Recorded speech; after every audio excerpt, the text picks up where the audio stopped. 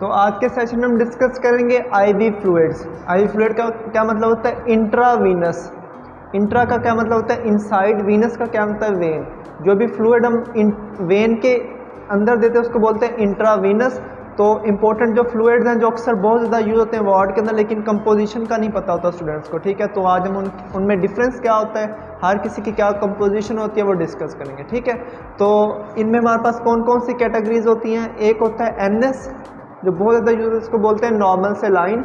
वो क्या होता है, कैसे यूज़ होता है, उसकी कंपोजिशन क्या, वो डिस्कस करते हैं। फिर होता है डीएनएस। डीएनएस का मतलब क्या होता है? डेक्सट्रोज नॉर्मल सेलाइन, ठीक है। देन होता है डेक्सट्रोज वाटर, ठीक है। इसमें डिफरेंट होते हैं D5, D10 और D25, क्लियर। उसके अलावा होता है आरएल सोल्यूशन, जिसको रिंगर लैक्टेट सोल्यूशन बोलते हैं। इसका दूसरा नाम होता है सोडियम लैक्टेट या हार्टमान्स सोल्यूशन, ठीक है। हार्टमान सोल्यूशन क्यों कहा जाता है? क्योंकि ये जिसने इसको फर्स्ट टाइम मैन्युफैक्चर किया था उसके नाम के ऊपर है। देन होता है मैनिटोल सोल्यूशन, क्लियर है। सबसे पहले डिस्कस करते हैं नॉर्मल सेलाइन। तो नॉर्मल सेलाइन क्या होती है? It is 0.9% weight by volume solution of sodium chloride in water, clear. अब परसेंट का मतलब क्या है कि out of 100। 0.9% weight by volume solution का ये मतलब होगा कि 0.9 ग्राम NaCl होगा इन 100 ml ऑफ वाटर, क्लियर है। 100 ml ऑफ परसेंट का मतलब क्या होता है? आउट ऑफ 100, क्लियर है। तो जब भी आपको कंपोजिशन देखने को मिलेगी ना आईवी फ्लूइड की बोतल के ऊपर, तो वो परसेंट में होगी। उसका मतलब है कि 100 ml के अंदर इतने ग्राम है, क्लियर है। उसको आप फिर 1 लीटर खुद बना लोगे। तो 0.9% weight by volume solution of NaCl का मतलब क्या होता है कि 0.9 ग्राम सोडियम क्लोराइड होगा 100 ml ऑफ वाटर के अंदर। अगर इसको हम 1 लीटर ऑफ वाटर के अंदर करें तो वो कितना हो जाएगा? 9 ग्राम, क्लियर हो गया। तो इस तरह से होता है, ये नॉर्मल सेलाइन होती है। इसके अलावा सेलाइन की डिफरेंट कंपोजिशन होती हैं। कुछ लो आपके पास ऑस्मोलैरिटी वाली सेलाइन भी होती है, कुछ हाइपोटोनिक सेलाइन भी होती है, कोई हाइपरटोनिक भी होती है, कोई 0.18% वाली भी होती है, 0.45% वाली भी होती है, 5% वाली भी होती है, ठीक है। उसको हाइपरटोनिक सेलाइन बोलते हैं। लेकिन इसको हमने नॉर्मल सेलाइन कहना है, वो ये होती है 0.9% weight by volume solution of sodium chloride in water. उसके यूजेस क्या होते हैं? इसके यूजेस होते हैं डिहाइड्रेशन के अंदर। अगर बॉडी में फ्लूइड की डेफिशिएंसी होगी या डिहाइड्रेशन हो गया, फिर NaCl का सोल्यूशन लगाया जाता है। फिर लगाते हैं हाइपोवोलीमिया के अंदर, अगर किसी को वॉल्यूम की डेफिशिएंसी होगी है, हाइपोटेंशन के अंदर, लो ब्लड प्रेशर के अंदर। देन ये होता है कि अगर किसी को सोडियम की डेफिशिएंसी होगी है, माइल्ड सोडियम डेफिशिएंसी, ज़्यादा नहीं है, तो वो हम NaCl का, क्योंकि इसके अंदर सोडियम क्लोराइड है ना, सोडियम क्लोराइड में क्या होता है? सोडियम होता है ना। सोडियम की डेफिशिएंसी को पूरा करने के लिए भी हम NaCl लगा सकते हैं। देन होता है, क्योंकि ये बेसिकली क्या होता है? सोडियम क्लोराइड का सोल्यूशन है वाटर के अंदर। जो वाटर होता है ये स्टीराइल वाटर होता है, बिल्कुल आपके पास प्योर वाटर होता है।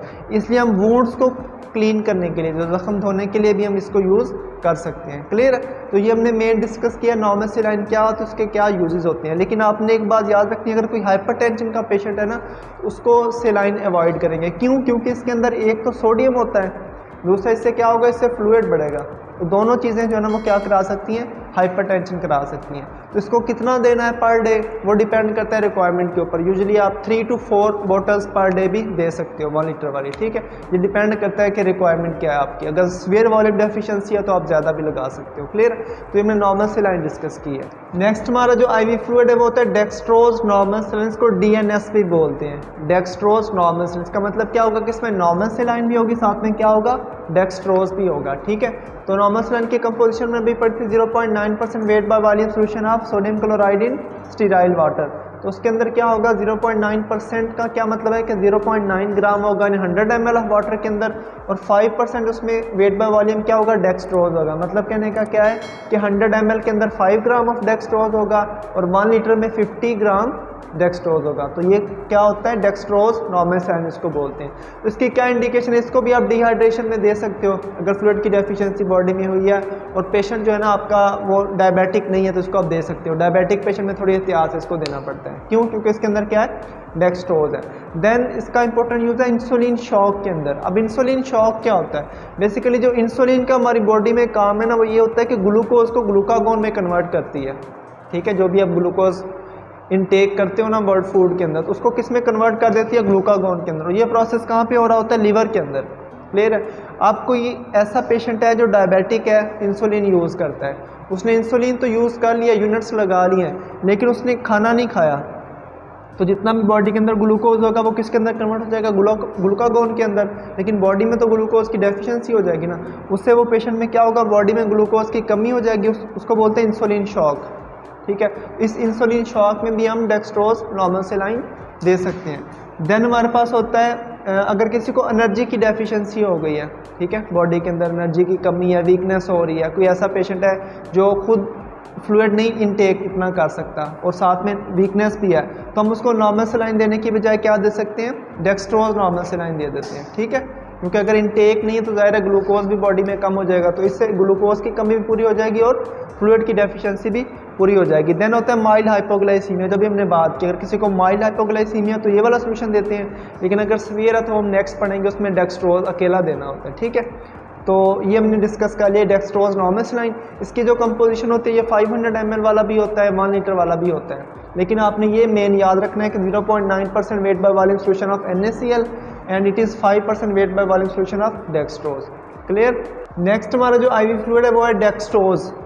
ठीक है, इसको डेक्सट्रोज वाटर भी बोलते हैं। ठीक है, इसके डिफरेंट टाइप्स के ये होते हैं, कुछ D5 होते हैं, कुछ D10, कुछ D25।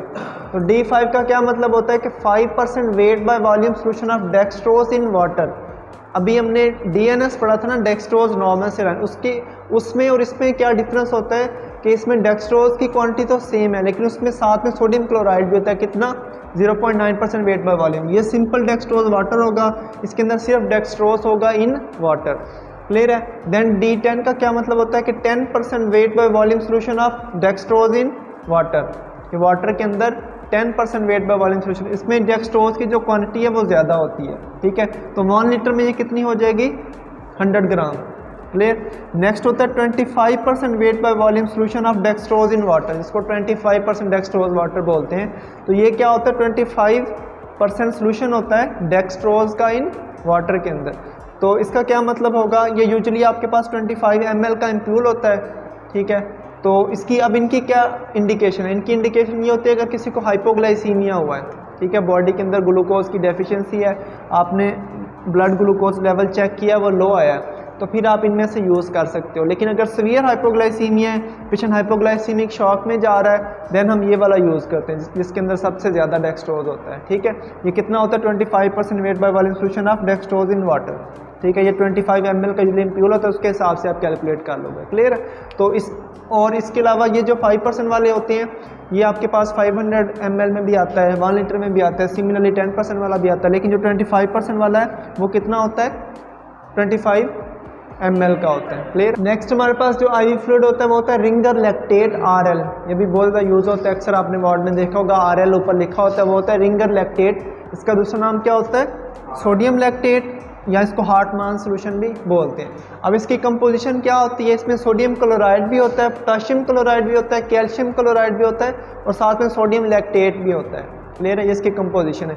कितना कितना होता है, इसके 100 ml में जो सोडियम क्लोराइड होगा वो 0.6 ग्राम होगा, इसके 100 ml में पोटाशियम क्लोराइड 0.04 ग्राम होगा, इसके 100 ml में कैल्शियम क्लोराइड 0.027 ग्राम होगा और सोडियम लैक्टेट इसके 100 ml में 0.32 ग्राम होता है। तो अब इसकी कंपोजिशन से आपको पता चल रहा होगा कि इसके अंदर सोडियम क्लोराइड के साथ साथ दूसरे इलेक्ट्रोलाइट्स भी हैं, सोडियम के साथ दूसरे इलेक्ट्रोलाइट्स भी हैं, जैसे कि पोटाशियम भी हो गया, कैल्शियम भी हो गया और सोडियम लैक्टेट भी है इसके अंदर। ठीक है, तो इस हिसाब से इसके यूजेस क्या होते हैं, अगर किसी को अर्जेंट वॉल्यूम रिससिटेशन की ज़रूरत पड़ गई है, मतलब कि उसको कोई एक्सीडेंट वगैरह हुआ है, सीवियर ब्लड लॉस हो गया किसी का, ठीक है, और ब्लड अवेलेबल नहीं है, ठीक है, तो उस टाइम पे आप उसको रिससिटेट कर सकते हो रिंगर लैक्टेट के साथ। ठीक है, अर्जेंट वॉल्यूम रिससिटेशन का यही मतलब होता है कि अगर सीवियर वॉल्यूम डेफिशिएंसी हो गई है और उस वॉल्यूम डेफिशिएंसी की वजह से पेशेंट खुदा न खासा उसकी जान जा सकती है, तो उसको बचाने के लिए हम उसको RL लगा देते हैं। ठीक है,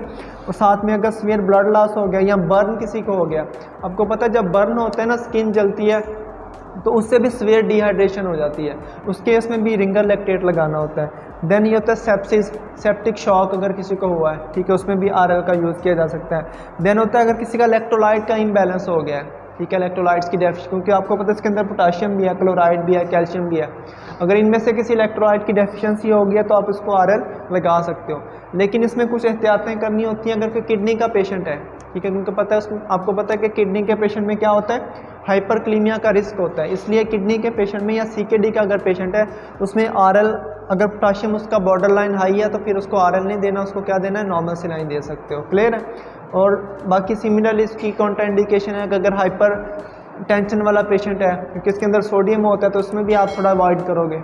लेकिन ये अगर आपने वॉल्यूम रिससिटेशन में अगर कंपेयर किया जाए ना RL को और नॉर्मल सलाइन को तो RL बेहतर होता है। क्लियर है। उसकी सारे हमने इंडिकेशन देख ली है। तो इसको भी कितना यूज़ करना ये भी डिपेंड करता है पेशेंट की कंडीशन के ऊपर कि कितनी वॉल्यूम डेफिशिएंसी है, उस हिसाब से आप इसको यूज़ कर सकते हो। नेक्स्ट हमारे पास जो IV फ्लूइड है वो होता है मैनिटोल। ये भी अक्सर यूज़ किया जाता है, उसकी कंपोजिशन लोगों को नहीं पता होती। तो मैनिटोल क्या होता है, ये 20% सोल्यूशन होता है। इसका क्या मतलब है कि ये 20 ग्राम होगा इन 100 ml। तो ये क्या होता है, बेसिकली ये ऑस्मोटिक डायूरेटिक है। डायूरेटिक का क्या मकसद होता है, डायूरेटिक का एक ऐसी चीज़ होती है जो डायूरिसिस कराती है, मतलब इससे यूरिन ज़्यादा आता है, ये ऐसी ड्रग्स होती हैं। ठीक है। तो ये बेसिकली ऑस्मोटिक डायूरेटिक है। ये कहाँ पे एक्ट करता है, ये प्रॉक्सिमल कन्वोल्यूटेड ट्यूब्यूल के ऊपर एक्ट करता है। उसके अलावा आपकी थिन जो डिसेंडिंग लिम्ब है वहाँ पे एक्ट करेगा और कलेक्टिंग डक्ट के ऊपर एक्ट करेगा। ये वो वाली जगह है आपकी नेफ्रॉन की जहाँ से वाटर की रीअब्जॉर्प्शन मैक्सिमम होनी होती है। लेकिन ये जो ऑस्मोटिक डायूरेटिक है ये इन जगहों के ऊपर एक्ट करा के जो रीअब्जॉर्प्शन उसको कम कराता है। जब रीअब्जॉर्प्शन कम होगी तो क्या होगा, यूरिन ज़्यादा आएगा।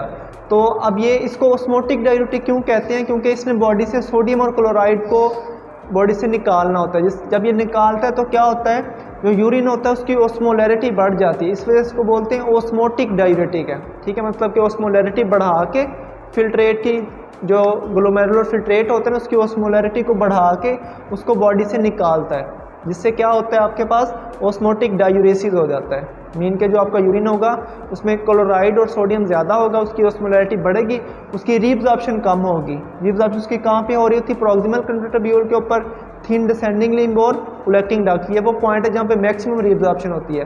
लेकिन अगर ऑस्मोटिक डायूरेटिक का यूज़ किया जाएगा तो यहाँ पे रीअब्जॉर्प्शन कम होगी और वो फ्लूइड बॉडी से निकलेगा। ठीक है। इस हिसाब से इसके कहाँ यूज़ होते हैं, ओलिगोयूरिया। ऐसा पेशेंट है जिसको यूरिन कम आ रहा है, ठीक है, ओलिगोयूरिया, उसको हम ये दे सकते हैं ओलिगोयूरिया में। देन अब ओलिगोयूरिया की डिफरेंट कॉजेज हो सकती हैं। कुछ लोगों को हार्ट की अगर डिजीज़ है ना उसकी वजह से भी एडीमा डेवलप हो जाता है। ठीक है। या लीवर की डिजीज़ या किडनी की डिजीज़ है तो उसमें फिर हम दे के डायूरिसिस कराते हैं। देन होता है ब्रेन एडीमा।